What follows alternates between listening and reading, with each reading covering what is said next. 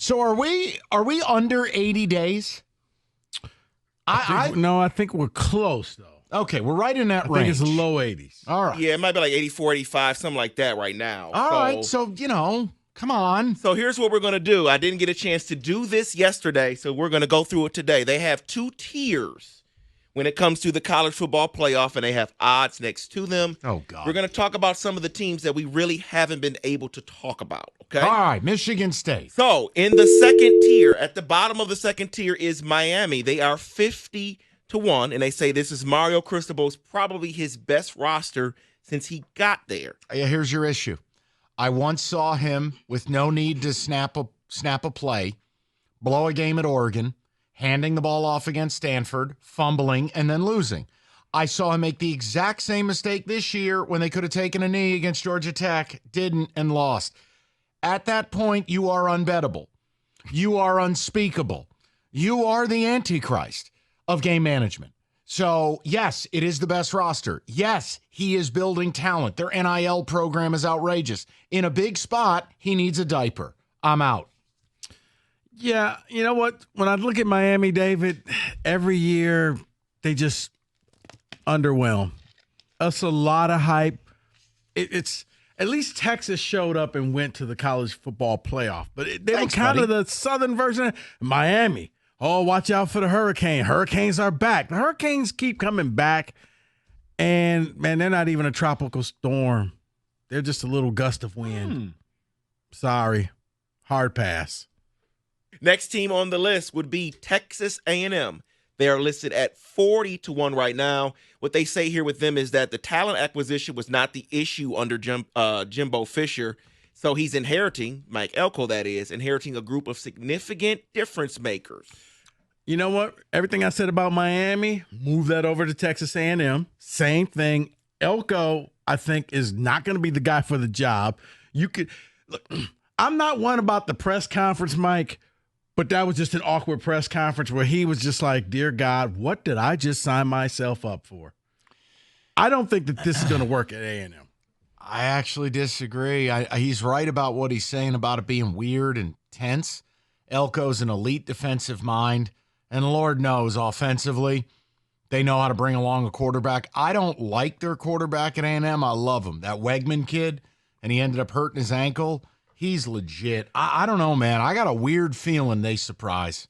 Maybe next year, but I think Elko is going to have to weed out a lot of people because remember, Texas A&M was all about the bag. Yeah. Texas A&M and Miami, ironically enough, the 2 teams that David started off with, everybody went there to get paid. Nobody went there to actually play for the university. So I think Elko has got to get rid of that group of people, and then he can build upon something. But this year, I think he's going to be butting his head saying, geez, where'd this guy come from? But he's a 5-star. He stinks. So I'm going to lop the next 2 teams together because they are in the SEC. Both of them are SEC East teams. So right behind Georgia, we know what Georgia's going to do in the SEC East. These teams are Missouri at 35-1 and Tennessee at 30-1. Which one you want me to? You want me to tag? I'll pick one. You tell me if you want to hammer that one or talk about the other. Go ahead. Tennessee completely comes down to this kid whose name I can't pronounce, the $10 million quarterback from just call him Nico. Nico Iliala Makalaka Roladaka, whatever his last name is. He was an alleged $10 million NIL player. Again, supposed to be immensely gifted. That's a timing offense and an accuracy offense. Those are 2 things Joe Milton is not good at. This kid, if he's the goods, Tennessee's got a shot. If he's not, they're dead. Missouri, it's just Brady Cook in year 50.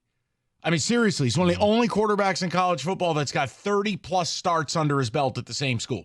Mm-hmm. And Eli Drinkowitz, Rico, you know I like their weapons. I like that program. Brother, I think Drinkowitz was a dark horse for the MSU job. It was like people were like, no, you don't want him. Like, actually, you do. Go look at Missouri football.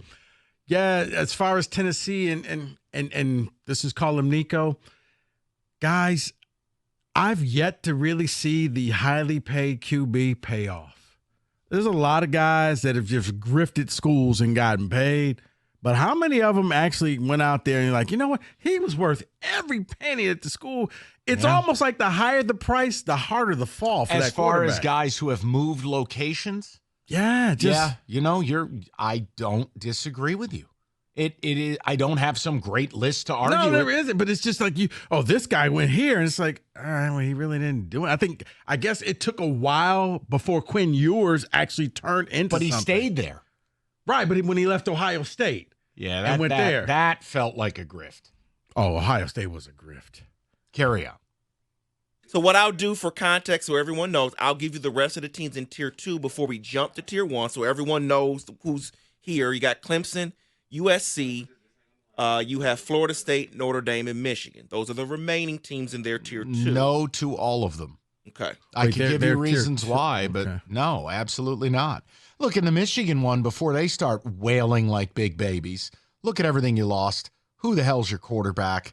And you lost the ultimate difference maker, Connor Stallion. So really, what are we talking about here? See, I think the Michigan thing is, I was talking to some Michigan. If you get the quarterback right, you keep this thing going. But I got to see it. Who the hell is it? If you don't choose the right QB, it may cost you a game or two this season before you finally get the QB. And what are you talking about? I was like, okay, let me harken back to, had Michigan State figured out Connor Cook early, they may have a national title. They didn't. It took them 3 games before they finally said, you know what? Maybe it's this Cook guy. Same with Michigan. I have no idea if it's going to be Orgy, if it's going to be, I forgot the other two. But, yeah, the Indiana transfer and then Jaden or whoever. Jaden Davis? Davis, yeah. Did I get that right? Yep. So, I don't know. Here's the other thing. You're actually playing a real schedule this year. So, geez, I don't know. So, you're going to be leaning on Donovan a lot early in the season. Correct. So going to Tier 1, I'm going to lump these 3 together. It would be Ole Miss at 15-1, LSU 15-1, Bama 13-1. Ole Miss, dark horse. Love everything about them. You said LSU, Ole Miss, and Bama? Yes. Rico hates Ole Miss. I know. I don't hate Ole Miss, Mike. They're the SEC Penn State with big games, fold and collapse. But they have college Dan Campbell. Every fourth down. They do. They do, but it's like I've learned, big game, always bet against Penn State. Big game, always bet against Ole Miss. But here's the thing with all 3 teams. The baby blue uniforms. I love them. Battle blues. Here's the thing with all 3 teams. All they got to do is win the SEC West. And they're all right there. Look, and my opinion on Ole Miss is equal as much as I think they have the goods. It's how little I think of LSU and Bama this year. Again, just allow me the free roll. Last year, I nailed Texas. Allow me the free roll. This is the year Lane Kiffin gets it right. Joey Freshwater. You know let's do it. Because you got Texas, just one free roll. It. That's it. I'll allow it. You sure that you want to go with Ole Miss? I do. And Lane? Yeah. Okay. I do. And then let's close it out by lumping the last 2. Let's talk Big Ten. Oregon 17-2, and Ohio State is 9-2. Oregon. Look, Ohio State's got a spoil of riches, but I'm like Rico. You got to show me you have a quarterback. Right. Once Oregon has the goods. Right. If you're Ohio State and you don't pick the right QB, now you've wasted 2 or 3 or 4 games. Oregon, I think they got Dylan Gabriel. Dante Moore has accepted the fact he's going to be the backup, so it's no controversy there. They're ready to go. They're David, I know he's not going to like this, but yeah, Oregon may be your Big Ten champion. I know it sounds weird. No, Get used to it. I hate it, but we're just talking football. Right. They are designed like an SEC team. They win the line of scrimmage. Dan Lanning has built a monster up front. And kind of like Mike watching all types of weird races in Japan. Yes, I did watch the Oregon spring game. I did. I don't watch overseas racing, and I resent that remark. How can I watch horse racing? They're running the wrong way. They're running backwards. They're making right turns. They're going the wrong way. And that is your college football blitz.